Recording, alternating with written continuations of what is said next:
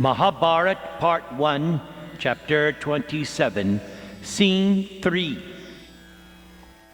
When Hanuman finished speaking, tears fell from Bheema's eyes, and he fell to the ground to offer his obeisances. Rising up again, Bheema spoke joyfully to the monkey chief, Hanuman. "Oh, no one is more fortunate than me, for I have seen my famous and powerful brother. O great one, I have only one desire. Please show me that form with which you jumped over the ocean. I shall then have full faith in your words." "O Bheema, that form cannot be seen by you or anyone else. For when I leaped over the ocean, things were quite different than they are now. It was a different age, and everything was greater. But now that Kali Yuga is about to begin, everything has diminished.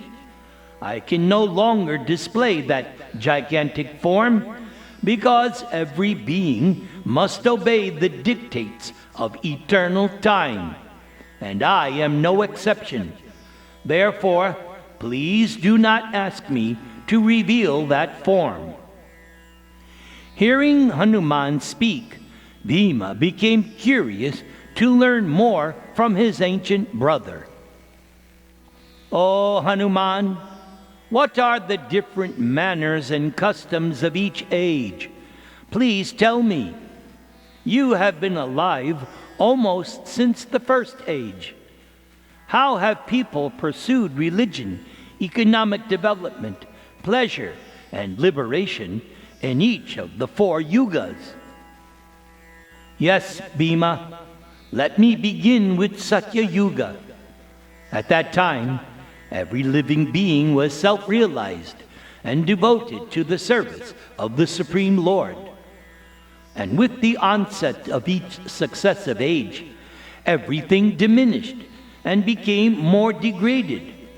Virtue, which was fully manifest in the first age, was diminished by a quarter in each successive age. By now, virtue and religion are 3/4 lost, and by the end of Kali Yuga, it will have disappeared entirely. And just as the ages progress and virtue diminishes, so the nature and abilities of men undergo diminishment. Everything becomes inauspicious. Why, even the performance of religious acts in this last age produces contrary results. So how then can I show you the form with which I leapt over the great ocean? And even if I could, why would a wise man such as yourself ask to see something so unnecessary?" But Bheema was insistent. He sensed that Hanuman was able to show his most powerful form despite his reluctance. Bheema greatly desired to see it, and he declared that he would not leave until he was satisfied. At last, the monkey chief relented.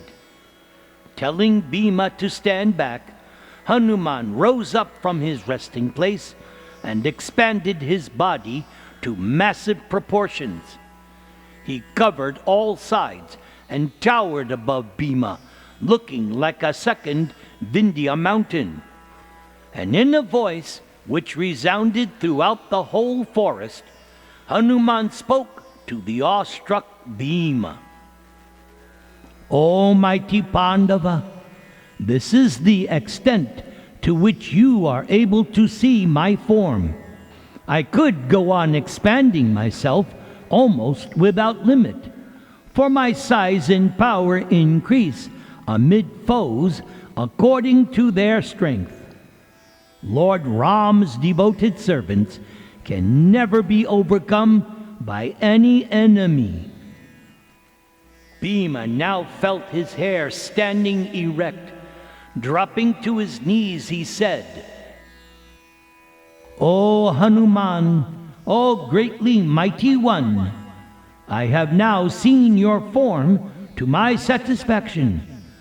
You resemble the Mainaka mountain, and just as you were able to show such power, how was it that Ram had to exert himself in order to fight with Ravana? With you by his side, what need was there for Ram to do battle with that Rakshasa? Why, it seems to me that you yourself could have immediately and single-handedly crushed Lanka, along with all of its warriors, elephants, and chariots." Hanuman then returned to his normal size and replied solemnly, "O mighty armed descendant of Bharat, it is exactly as you say. That evil wretch Ravana was no match for me.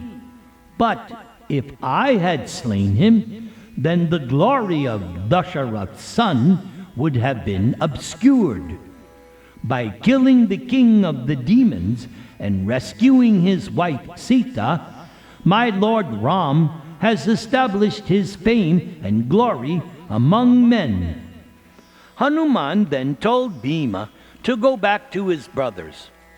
But Bheema explained that first he had to find the source of the 1,000-petaled lotus, and so Hanuman showed him the way to the forest where they grew.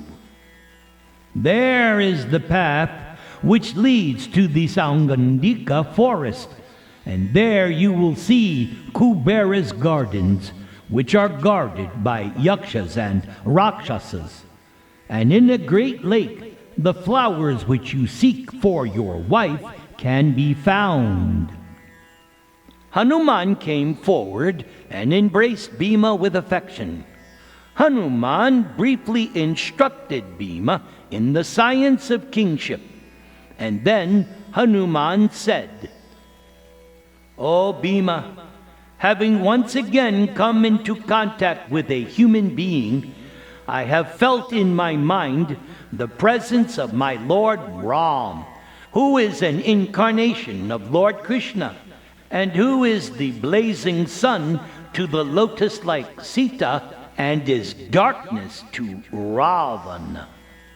Therefore, I wish to give you a boon. Now, ask of me whatever you desire. If you wish, I shall go to Hastinapur and kill Dhritarashtra's insignificant sons and grind their sati to powder. Or I can bind up Duryodhana and bring him here. So tell me, what can I do for you?" "O Hanuman, if you would simply lend your support and blessings, then I feel assured of success. Why, even just by your presence on the battlefield, victory is guaranteed." "O Bheema, you should know that when you rush forward for the fight, sending forth lion-like roars, I will add my roars to you. I will remain on the flagstaff of Arjuna's chariot, and I will thus strike fear into the hearts of your foes by my terrific yells." After embracing Bheema once more, Hanuman told him to depart for Saugandika, and seeing the gleam in Bheema's impetuous eyes as he made ready to leave, Hanuman held him by the arms and said, "O child, do not take flowers forcefully. The celestials should always be respected. In this way, they will bestow their blessings upon you. As a Kshatriya, you should perform your duty to protect other living beings and do so humbly and keep your passions under control. Now, go in peace. I bid you farewell."